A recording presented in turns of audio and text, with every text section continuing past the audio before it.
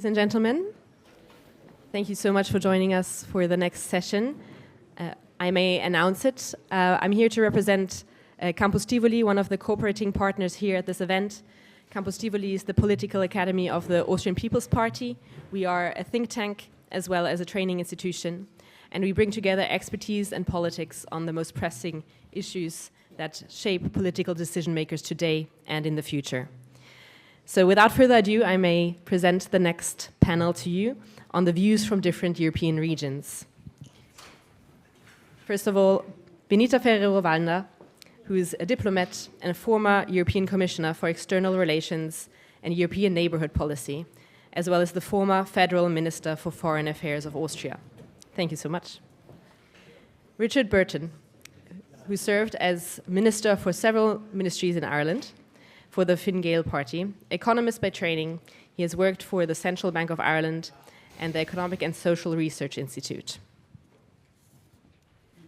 Volodymyr Ohryzko, former Ukrainian Minister of Foreign Affairs, as well as former Ambassador of Ukraine to Austria. Following his government service, he's founded and headed the Center for Russian Studies in Kiev, focusing on Russia-Ukraine-EU relations and regional security issues. And last but not least, Theodossios Georgiou. He's the president of the Atlantic Treaty Association, an organization devoted to promoting transatlantic relations and public understanding of Euro-Atlantic security. Previously, he has worked in senior government positions in Greece. The panel would be moderated by Michael Zinkanell, the director of the IES. Thank you so much. I wish a pleasant discussion.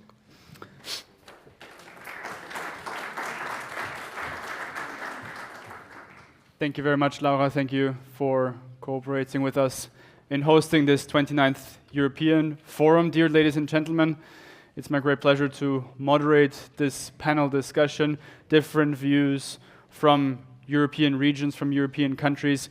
We have a very diverse panel, as we have heard through the introduction of the speakers. We will hear different perspectives, different point of views. And I would like to start with our former Austrian Minister for Foreign Affairs and former EU Commissioner, Benita Ferrero-Waldner, for your opening statements. Thank you very much for being with us.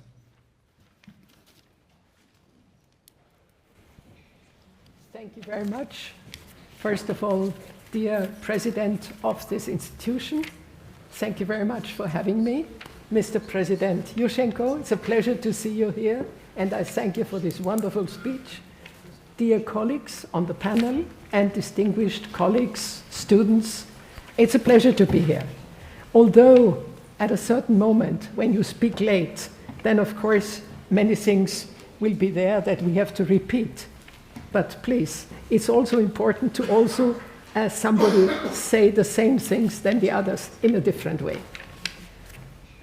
Therefore, of course, we have heard, I think all of us, we are aware that today the geostrategic situation of the world has changed so much, is being marked by upheavals, significant transformations between the great powers and from the transatlantic to the Indo-Pacific. And of course, the rivalry between US and China, the Russian war against Ukraine and her military power, as well as also the emerging global actor India, and the aspiration of many others like Turkey, Indonesia, etc., in the global south. All of that has changed the situation. And that, of course, has a huge impact on the European Union. We would like to become a global player, but we have to admit that for the moment, at least, we are only a global player. We didn't like that, but this is the truth. Therefore, the question, how can we achieve strategic autonomy? I speak for myself. I don't speak now for Austria, but I speak for myself, and I think for the ideas that are there in this region. Personally, I see two major reasons. One is the lack of unanimity. And second, that has been mentioned at large, is of course the lack of a security and defense, clear, implemented, not only the documents on common security and defense policy, but really implement things and try to do the best. Of course, wake-up call, everybody has said it. Now it is necessary. We see what we have been writing in documents long before. Now it has to be done. And I think things are being done, but slowly. And that is another question. We should be much quicker because the others are speedily deciding, and we have these lengthy processes. The European Union and its members, we are all, if we now speak of regions, first of all, we are all based on our common values, such as democracy, rule of law, human rights, and a certain European identity. Even if we are citizens of West, North, East, Central, and South Europe. As long as the European Union, I would say, had economic growth and political stabilities in the last decades, when I was foreign minister, for instance, it was easier to come to harmonized positions and thus also decide by unanimity, uniform decisions. But in the actual challenging geostrategic situation, characterized by higher political instability, by budget deficits, by economic downturn, by higher energy prices, and also higher inflation, this dilemma has become much greater. Instead of mainstream parties, more and more radical parties of the right and the left form governments, and therefore the different interior politics is mirrored by diverging levels of situation outside on the EU level when it comes to decision making, and therefore there is a lack of unity. So the difficult and lengthy negotiations to come to a compromise that is often difficult, not clear, and without a more long-term strategy makes us totally weak. And that is, of course, being exploited by all the others. So our soft power that we always mentioned and we were proud of is no more sufficient. Now, how do we think we can cope with autocracies like China and Russia, and even the autocratic behavior of the US now with Donald Trump, where decisions being taken rapidly and implemented immediately?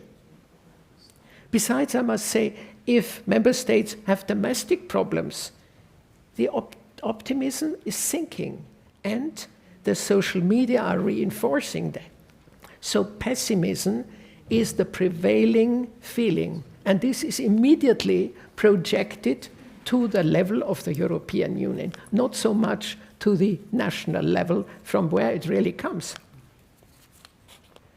So I remember, for instance, and it was mentioned also by other speakers before, very well our enthusiasm that was demonstrated by our referendum in 1994, where indeed 2/3 of the population voted in favor of accession. When, however, in the year 2000, only 5 years afterwards, Chancellor Wolfgang Schüssel, who spoke before, and I then had the privilege to become his foreign minister, formed a coalition government with the Freedom Party of Jörg Haider out of necessity, of political necessity. And the 14 other member states imposed unfair and totally exaggerated sanctions on our government in order to impede the coalition, or, when they couldn't hinder it, to try to make us resign. A majority of the Austrian population was very angry, very disappointed with the European Union, and the prior enthusiasm vanished. Even so, our government, and I must say, and I think it's very important to say that, did not use the veto power blocking EU's common decisions at that very moment, which we could have done. Another example of, I would say, rare solidarity, if there is a specific but important problem for the member states, or for one member state, was right from the beginning of our membership. And this was the question of the transit of heavy trucks through the Austrian Alpine region, the Brenner Pass. I then I had to defend the necessity for a restriction of trucks because of the heavy burden and environmental damage on the population, especially there. But Western and Southern partners, however, never wanted that and upheld the question of freedom of transit of goods, disregarding all our arguments. So I must say it took us years and even EU court decisions to finally come to a unanimous solution. So it is very difficult because the interests of national governments and states are quite different. As foreign minister and also afterwards as EU Commissioner for External Relations and Neighborhood Policy, I witnessed also a lack of consensus on the question of independence of Kosovo, which Spain and Cyprus, for internal reasons, still have not accepted yet. Or the position of the member states on the war US-Iraq, where UK at the time with Tony Blair was with the US, with George W. Bush, whereas Germany, Angela Merkel, and France, Jacques Chirac, were totally opposed against this war that was waged without a Security Council decision. So you see, there were difficult moments, but I think it has become more and more, it's more difficult. Today, with the enormous challenges that originate in sometimes, I would say also, fierce nationalisms and radicalisms of some member states, think a little bit of Hungary, Slovakia, at times Poland, maybe in the future the Czech Republic, to find unanimity has become much more complicated, which makes the decision process more and more complex and thus lengthy. It's true that according to the treaty, only in 3 cases unanimity is absolutely obligatory. Change of treaties, accession of new member states, and decision on the so-called multi-annual financial framework, the budget, the 7-year budget. Furthermore, it's also true that there are the so-called passerelle clauses, according to which issues can be decided by qualified majority on the condition that the principal first decision by everybody has to be taken by unanimity, but also that is sometimes very complicated. So think, for instance, of the Russia's war against Ukraine and the diverging position of member states towards sanctions, to the delivery of military equipment, or also the question of continued financial support for Ukraine. We have spoken about that, but I see always these difficulties. Or think of the issue of the war between Israel and Gaza and the question of recognition of a Palestine state, where countries like Spain, France, Ireland, and others undertook this step recently, whereas in order the recognition should be, whereas we think, Germany, Austria, Czech Republic, and others, that the recognition should be at the end of a negotiating process. So all that, of course, does not make us stronger, makes us weaker. Or on migration, where some member states refuse to take the migrants in, whereas others, Germany, Austria, Spain, Italy, and so on, have to cope with a great influx. Or on the strong affinity of Spain and Portugal with Latin America, that is quasi their hinterland, whereas we are focusing more on the eastern neighbors and the Balkan countries. And others, like before UK, but also France, they were particularly dedicated to Asia or to Africa. I think we start to learn, as you just have heard from our foreign minister. And I think the most serious is the question of unanimity for the EU accession of candidate countries. Indeed, I think Austria always has been very much in favor of first the Balkan countries, but also the others, in total of 10 member states. But every chapter in the negotiation has to be closed by consensus. So it's very complicated. How should we go on more quickly? So again, the big powers exploit this weakness. It's easy to do that. And the second big lack that I mentioned before is, of course, the common foreign and security policy and the implementation. I do not speak about it now because it was at length mentioned and, of course, spoken in details. Yeah. Now, let me just say, what can we do, I think, to reach a strategic autonomy in the future? I would say there are 2 points that I would like to make on the institutions and then a few points on the contents.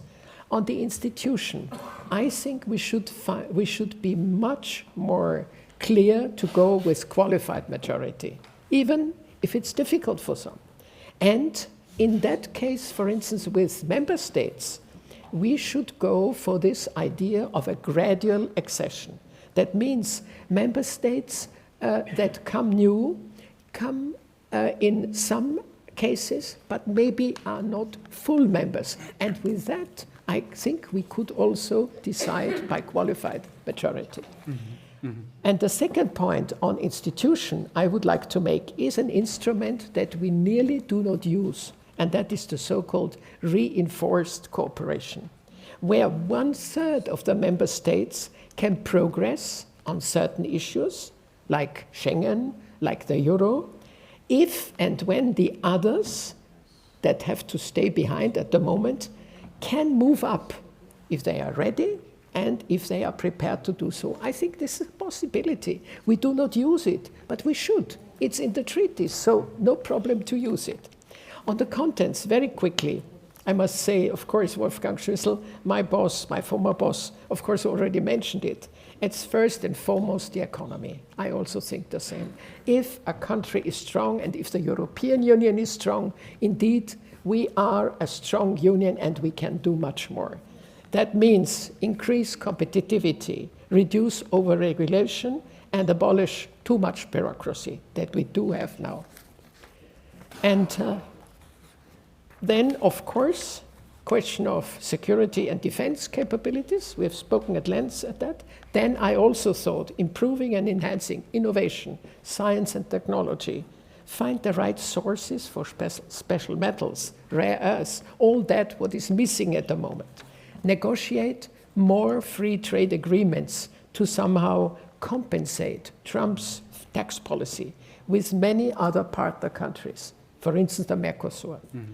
And then I would, and with that I conclude, have the courage to pursue our own European policy according to our own European interests and not succumbing to the pressure of the global powers. I know it's easy to say that. It's more difficult to do it. But I think we have to start, because then we might have a beginning to be a strategic autonomous partner. Thank you. Thank you. Thank you very much.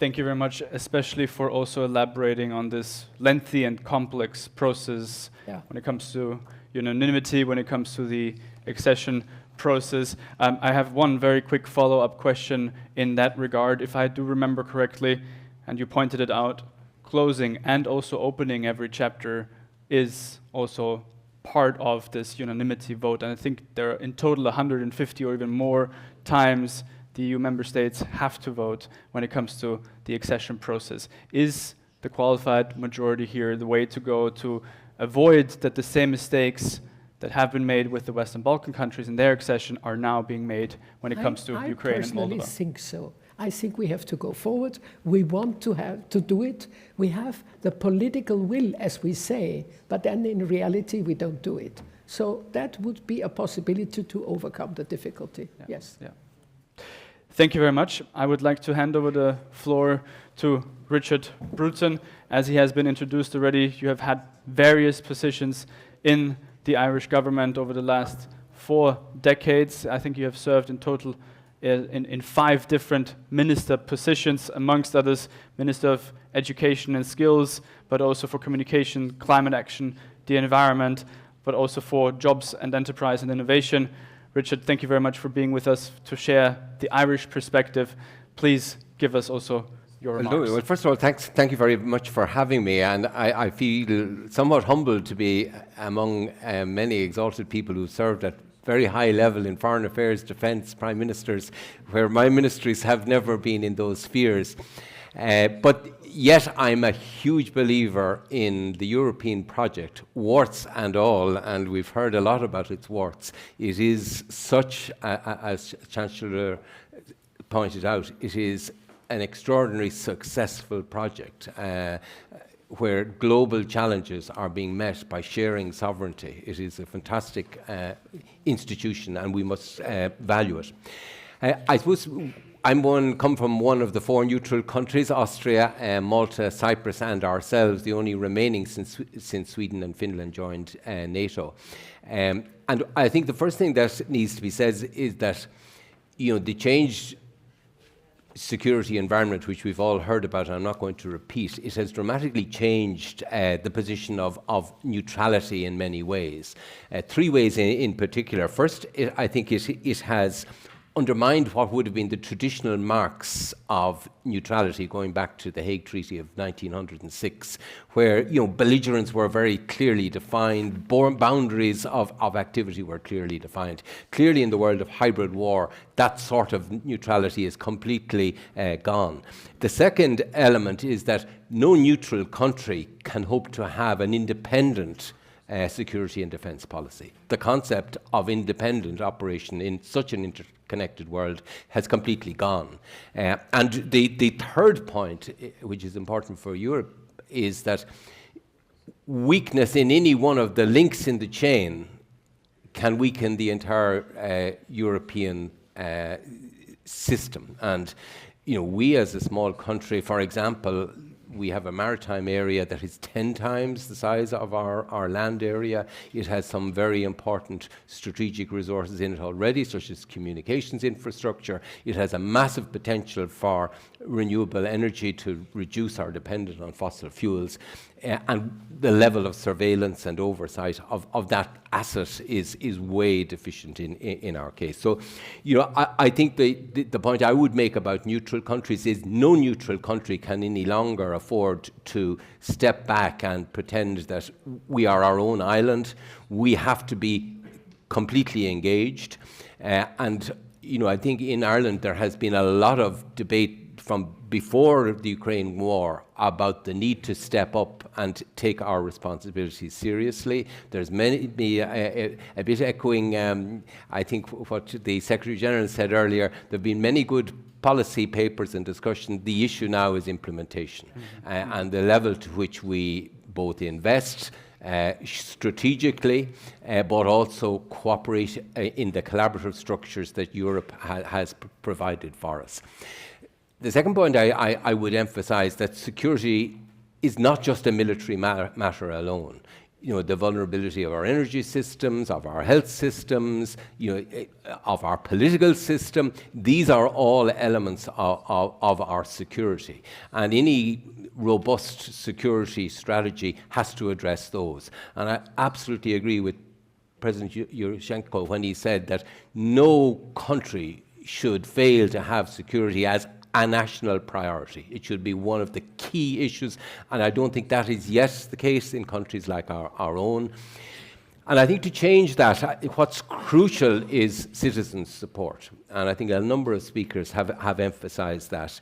We are in all of our countries seeing huge disillusionment with institutions, with political institutions, and voters are drifting away. That has been weaponized, as we've heard, through social media and through artificial intelligence to create this sort of binary politics where people give very little consideration to issues. They want instant answers, yes or no, and it has been exploited by political forces that are very inamicable to the European project, and that is the reality. So I think we need to double down on. I know the European Union has introduced this concept of a democratic shield looking at how our democracies work. But I think we need to invest much more imaginatively in making our institutions engage with citizens in new ways. There are countries who are doing this much better than the Union is doing. Estonia within Europe is much more advanced in trying to develop new forms of engagement. Taiwan is a country that has developed, on the back of the COVID, have developed much enhanced levels of trust in government as a result of engagement processes that are imaginatively designed, use artificial intelligence not to undermine and play on human weakness, but to harness artificial intelligence to enhance the power of democracies. And we need to invest time on that. I think the other point, and I'll try and keep my comments short. In a country like our own, where you required a referendum to change treaties, I think we need to be extraordinarily cautious about the extent to which we advocate treaty change before we have sweated the assets of the existing treaties.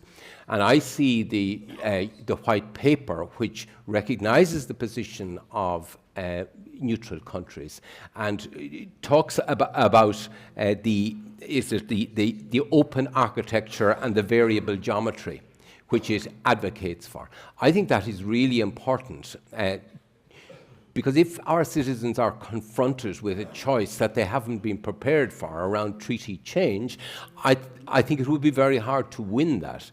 Whereas the model we have is one of evolving the capacities of our existing institutions.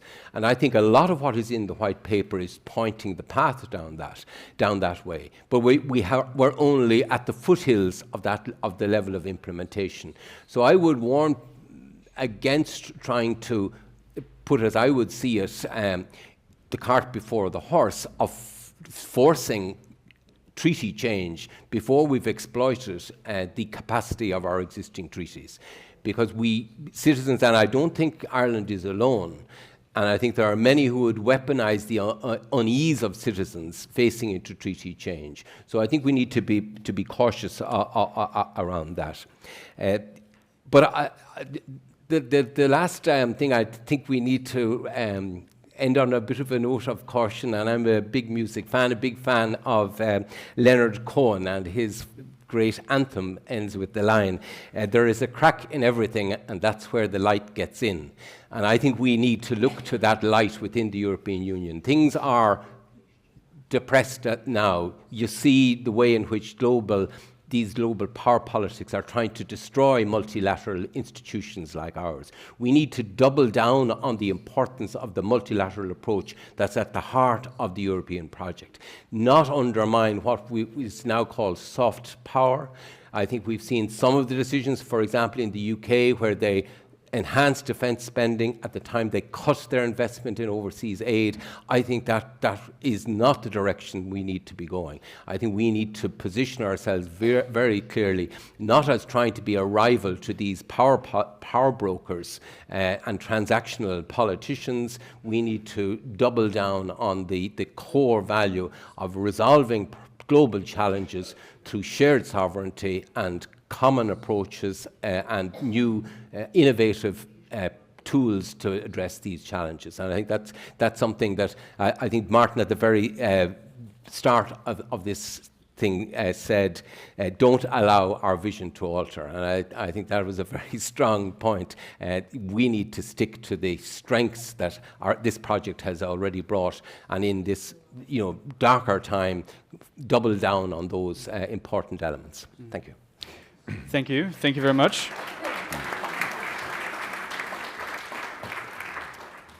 Thank you very much, Richard. I think I'd like also to point out one element and ask a quick follow-up question. You raised this issue of engaging citizens more, and I very much believe that this is not only a core fundament of democracies in general, but also that it could help and assist to overcome hybrid threats that you also mentioned, especially in disengaging the population from the political elites, especially in fighting disinformation campaigns, etc. So probably from your experience or from the Irish experience, how can that be done in a more effective, efficient way? How can the citizens be engaged more directly with the government?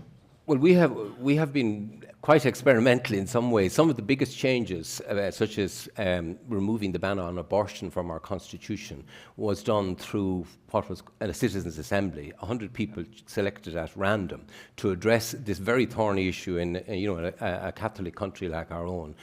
It was followed up, the Citizens' Assembly came out in favour, it was followed up by a parliamentary committee that had to deal with those findings, and that resulted in a transformative change in the view, particularly among politicians. We discovered the public were way ahead of us in many ways.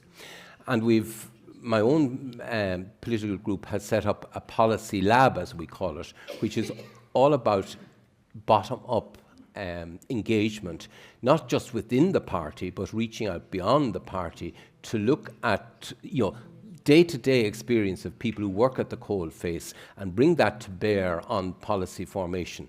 Too much of policy formation is seen as formed by elites, and as a result, it's very easy to attack it as being, without adequate foundation. And that is what's weaponized in a lot of these hybrid attacks on our political process. We need to counteract that by ensuring that we have that level of engagement with people who are working at the coalface. And I think you can apply the principle to many issues. And I think we need to look at those countries who have gone beyond and been imaginative in this area and try to draw on their models. Ireland has done some, but Estonia is good, Taiwan. There are many, I believe, that we could, but the democratic shield that Europe is developing has to be more than lip service. Citizens must see a difference in the way Europe engages with its citizens, in my view. Thank you very much. We have another speaker with us today, and I'm very happy to welcome Volodymyr Ohryzko. As it has been mentioned very briefly, you have not only been the former Minister of Ukraine, but also Ambassador here in Vienna. I'm very happy to welcome you to also share your views from Ukraine in this panel discussion with us. Thank you.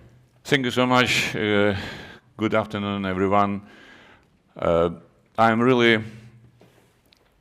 don't know what to say, because after what we have heard during our first discussions, and now it is really something, it is now not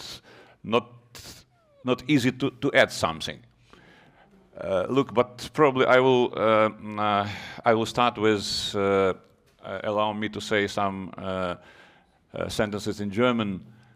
Nur zu sagen, besten Dank für Herr Bundesminister Werner Fassenabend, nur sagt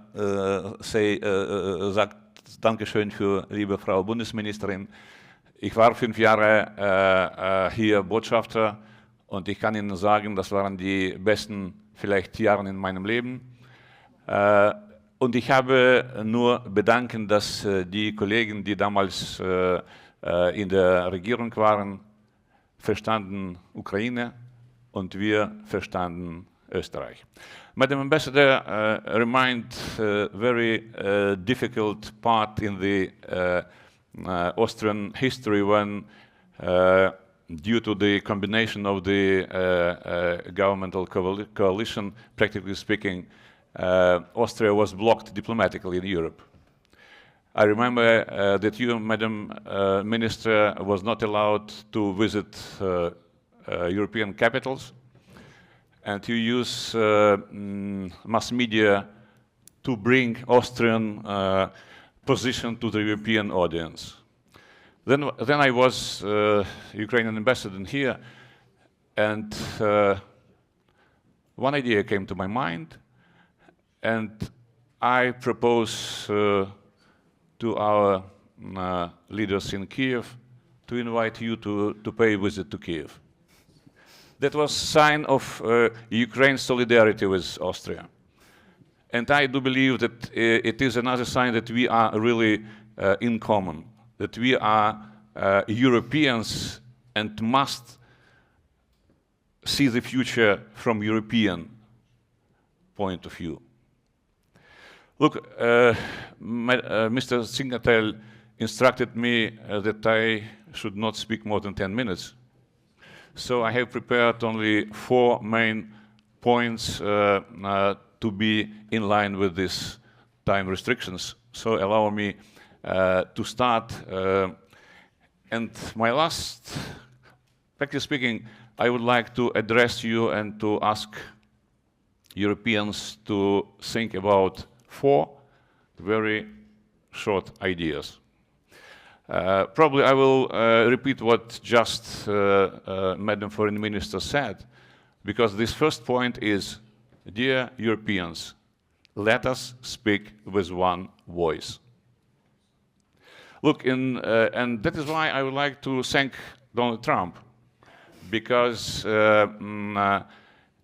in fact he woke Europe up. Please do not understand this that I am supporting the way how Donald Trump is doing his international business. It's another story. But nevertheless, he was really somehow a political earthquake. One which showed to every one of us, let us look around what is happening here. And this is very, very, in my view, acute question, because for more than 80 years, Europe was asleep. Let us be honest, let us be frank. More than 80 years, Europe don't want to see the truth. You will ask me, which one? This is truth about Russia. Very simple answer. And only now, after this political earthquake made by Trump, we Europeans at least finally understood our security is our own responsibility. And I would propose not to say about European view of European security, or a German view of European security, or Austrian view of European security. We should think about pan-European security as our common value. Otherwise, we will have no chance to be united. And Ukraine, I would like to stress, is the internal part of this security system in Europe. So let us think about this, and let us be really united, elaborating absolutely common European security perspective and concepts. Point number 2. Dear Europeans, be brave. Almost everyone in Europe understands where the real threat is. You will ask me why almost? Because we still have people like Orban, like Fico, like Marine Le Pen. We have parties like Alternative für Deutschland, and so on and so forth. We still have people who believe in so-called Russian democratic opposition, and their dreams about, as they say, прекрасная Россия будущего, beautiful Russia of the future. There are those who still say this is Putin's war, forgetting that it is not Putin who invited Russians. These are Russians who born Putin. Very simple to understand, but unfortunately not for all. Probably you remember the name of Vladimir Lenin. It was leaders of the Bolshevik terrorists in Russia. He said, better say, he called these people useful idiots. He died exactly 100 years ago. But as we see, useful idiots are still alive. But on the other hand, we have a good news as well. Many, I would say, overwhelming majority of all European governments and politicians do understand where this real threat comes from, and this is Russia. And using this opportunity, I would like to thank all of you, our European friends, for your assistance, for your help, for your solidarity. I would like to thank also our Austrian friends for humanitarian, political, diplomatic, etc., assistance. For the time being, we don't say about military assistance, but let us hope this time will come very soon.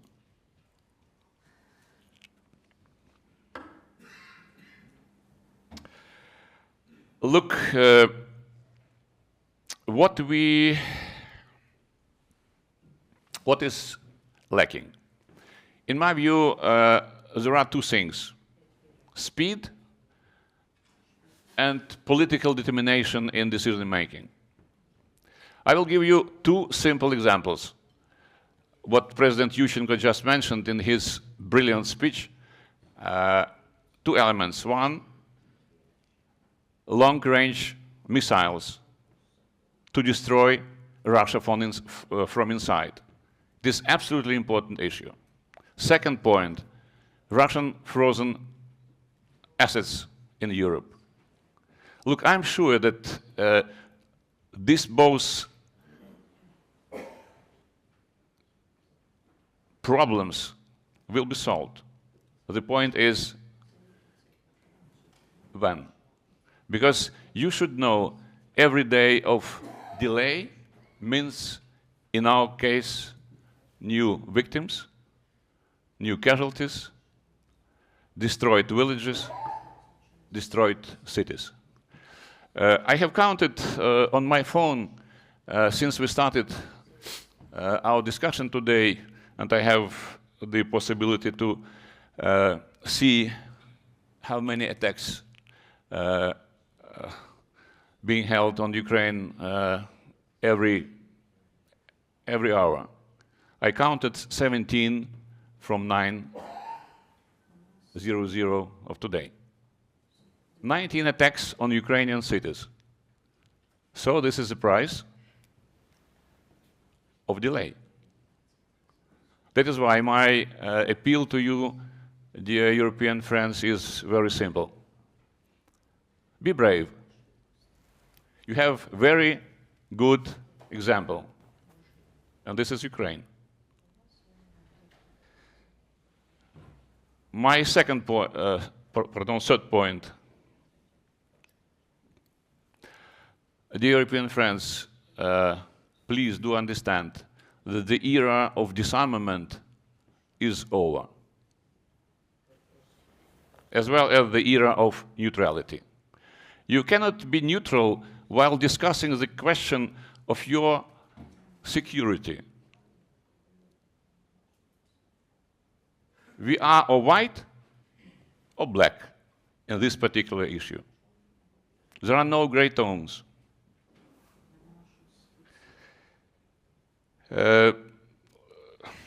Look, in my view, we are now approaching the new era of armed deterrence.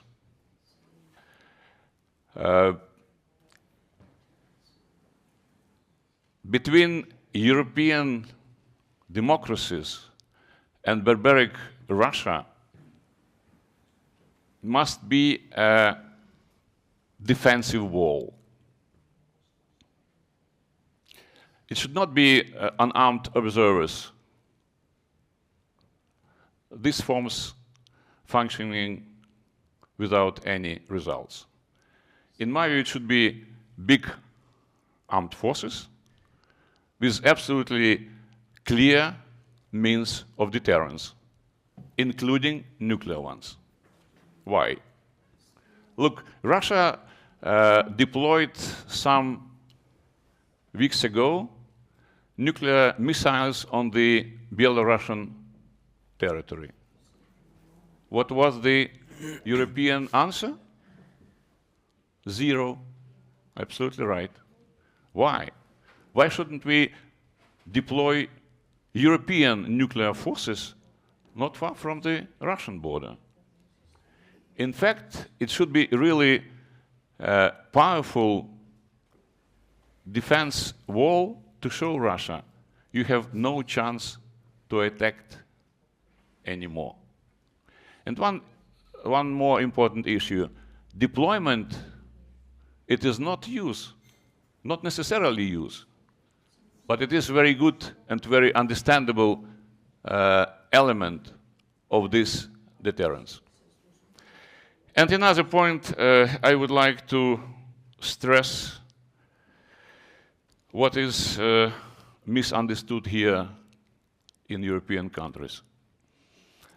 This is the point about the democracy in Russia. Because someone is thinking, okay, look, we have now this terrible Putin's regime, but after that, somehow, this regime transformed from totalitarian, from centralized, into democracy. The point is only that nobody can explain how this somehow should be realized.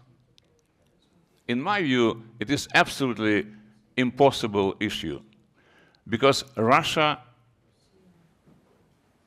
has never been democratic country.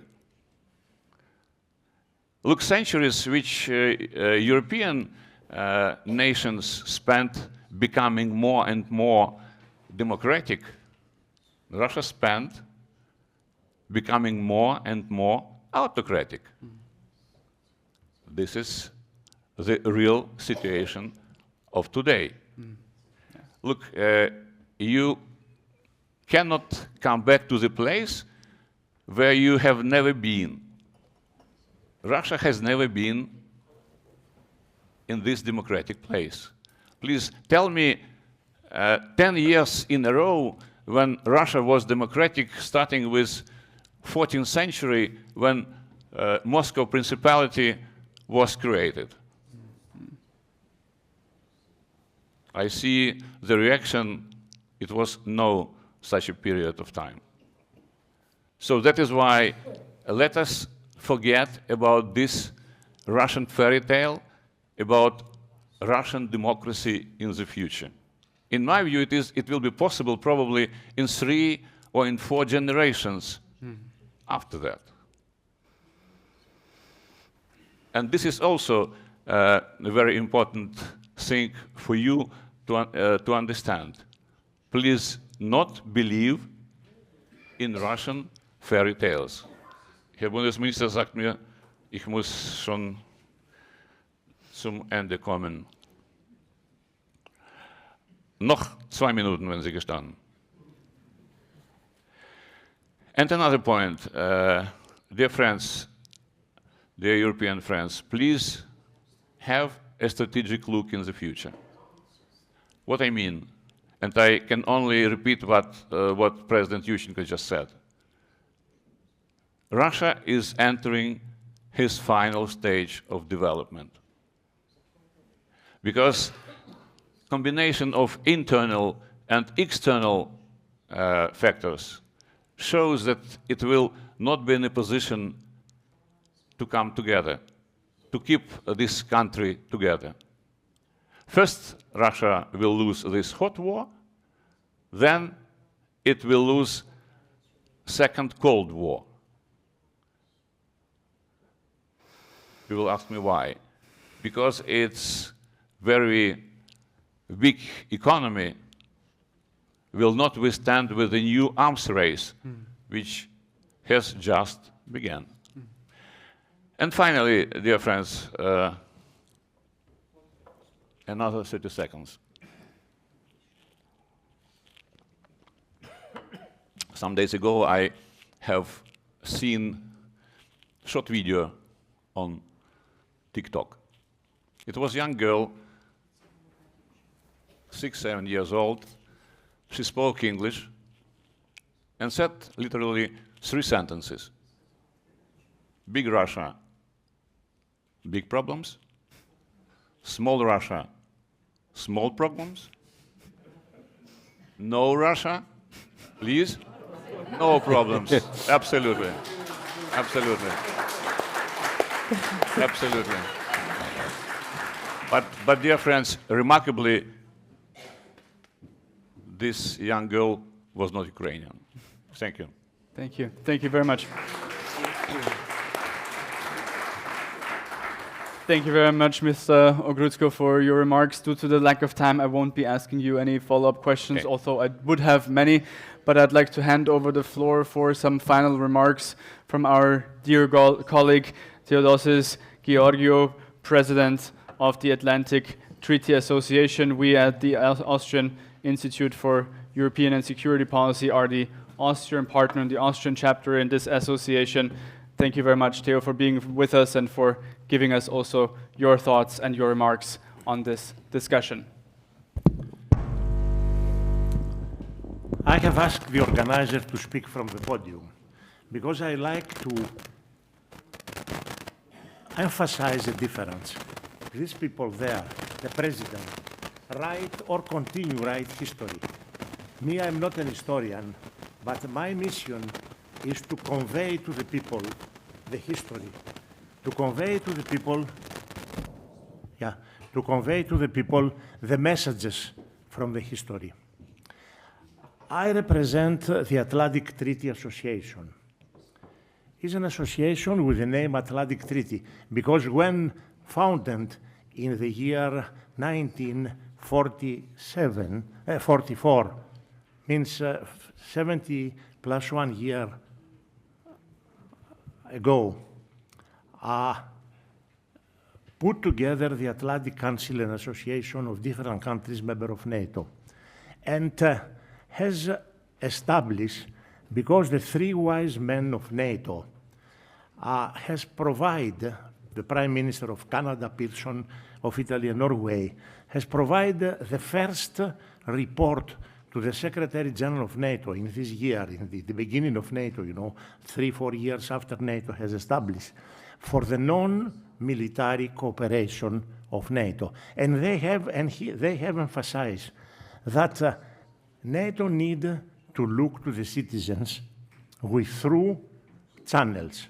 The one channel is the Parliamentary Assembly, the parliaments. Through the parliaments, through the elected persons from different countries, convey the message of NATO, of the alliance, to the people. Secondly, in this time was not exist the word NGO or citizen society, but they write that they need to establish a kind of association to represent the voice of NATO. And this association must be not political. This association needs to regroup politicians of different political parties, but put the hat outside of the door, academics, professors, generals, diplomats, and young people. So this is exactly the Atlantic Treaty Association. And I'm very proud that the Austrian Institute for European Studies is our member from Austria. And not only that, work very, very hard through all the institute, but one European personality, one global personality, I can say, Werner Faslabend, who has served your countries 10 years as Minister of Defense, as third speaker, and now he works very hard for European security, and is our Vice President, which all time I listen very, very carefully. I remember when I have seen President Jurida there, that in the year 2001, as Prime Minister, he invited me in a conference, the first ever conference that has been in Bratislava, after they have a little show. In this conference, all aspirant countries, they have been there with a big love, with a big enthusiasm for NATO. But years later, this enthusiasm is going down. Inetria has come. and economic problems overshadow the security issues. But in this conference, after the conference, the organizers has circulated a small leaflet. And between all personalities that write history, they put my name too. Why they put my name? Because I have stressed from this time that the voice of the people provide the legitimacy. Legitimacy that need you, the politicians, legitimacy that need the governments, legitimacy need the international organization. Without the voice of the people, all actions is not, has not the power. And exactly with the Parliamentary Assembly, we work together. In my long, let's say, history with, voluntary history with Atlantic Treaty Association, I have observed the big confrontation of West and East. I have observed the big love for the countries. I have observed Inetria. And now we see, we have the war in Ukraine. People suffering, unrooted, lose their hope. And by the other hand, government discuss. Okay, they need to take actions, as all of you, you have stayed. We, the people, we need to explain the actions of the governments. We need to explain why we need to stay and to enhance our solidarity, why we need to stay together and pass the message to the young generations, because our generation is going out, but we need to transfer the message to the young generation, because only educated people can provide legitimacy. So, ladies and gentlemen, thank you very much. Werner, thank you very much for your support in the idea of being together and work all together. And we try, my last message is that we try to have and keep the bridges in transatlantic links. We need associations. We need to discuss from the one side of the Atlantic with the other side of the Atlantic. There are the Greeks, I'm Greek, invert the word house, but they invert another word, dialogue. So with dialogue, with round table, we can find the solution. So thank you very much.